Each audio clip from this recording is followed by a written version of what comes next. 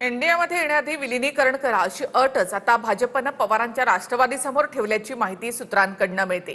विलीनीकरण झाल्यास दोन्ही गटांना केंद्रामध्ये एक मंत्रिपद मिळणार असल्याचं देखील सूत्रांकडून कळतं।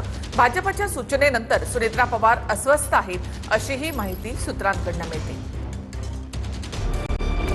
केंद्रीय मंत्रिमंडळ विस्ताराआधी शरद पवारांची राष्ट्रवादी एनडीएत जाणार असल्याच्या चर्चा गेल्या काही दिवसांपासून सुरू आहे।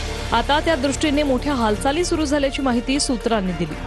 परंतु एनडीएत जाण्याआधी भाजपने शरद पवारांच्या राष्ट्रवादी समोर मोठ्या अटी ठेवल्या आहेत। एनडीएत येण्याआधी दोन्ही राष्ट्रवादींचं विलीनीकरण करा अशा थेट सूचना भाजपने दिल्याचं सूत्रांकडून कळतंय। याआधी शरद पवारांच्या राष्ट्रवादीच्या 10 पैकी 9 आमदारांनीही जयंत पाटलांकडे एनडीएत जाण्याची इच्छा बोलून दाखवली होती।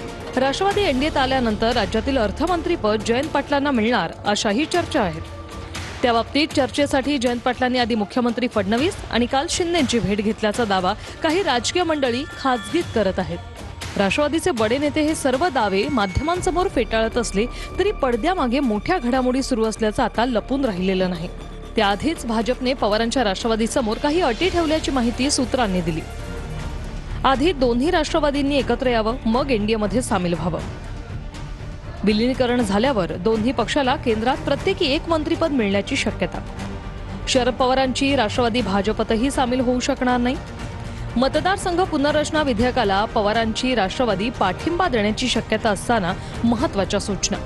भाजपच्या सूचनांमुळे दोन्ही राष्ट्रवादींच्या विलीनीकरणाने जोर धरल्याची माहिती आहे। भाजपच्या सूचनेनंतर सुनेत्रा पवार अस्वस्थ असल्याचीही माहिती आहे। भाजपच्या सूचनांमुळे सुनेत्रा पवार चांगल्याच नाराज झाल्यात। परंतु दिल्लीतील भाजप वरिष्ठांच्या सूचनांचं दोन्ही राष्ट्रवादीला पालन करावंच लागेल असंही सूत्रांकडून कळतंय। 2019च्या सत्ता स्थापनेनंतर राज्यात राजकीय भूकंपाची मालिका सुरू आहे।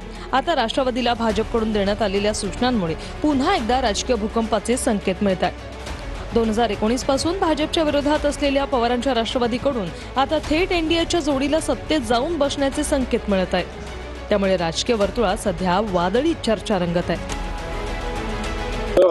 एनडीए मध्ये जाण्याच्या चर्चा सुरू आहेत। अशा बातम्या आहेत की दोन्ही राष्ट्रवादीचे विलीनीकरण झाल्याशिवाय आपल्या पक्षाला एनडीए मध्ये घेतलं जाणार। अशा कोणत्याही चर्चा आमच्या कोणाशी चालू नाहीये। आता प्रसार माध्यमातून वेगळ्या बातम्या येत आहेत। आता त्याच्यावर वारंवार प्रतिक्रिया कशी देणार? ही बैठक जर व्हायची असेल तर 29 तारखेनंतरच आमच्या कोर कमिटीची बैठक होईल आणि तसा काय प्रस्ताव असेल तर आमदारांना आणि खासदारांनी सगळ्या पार्टीच्या प्रमुखांना सांगितलं जाईल। दोन्ही प्रमुख मंडळी, तिन्ही खासदार आहेत आमचे, तटकरे साहेब, प्रफुल्ल पटेल आणि पार्थ पवार हे दिल्लीत असतील आणि कदाचित तसं असेल तर मग प्रस्ताव दिल्लीत चर्चा होईल। आता मुंबईमध्ये चर्चा होण्याची आता 29 तारखेपर्यंत काही शक्यता नाही। मर्जर की बात तो 2 साल से चल रही है, लेकिन सुप्रिया ताई जो हमारी है या जयंतराव पाटिल है ये डिनाय कर रहे हैं। हम उनके ऊपर विश्वास कर रहे हैं।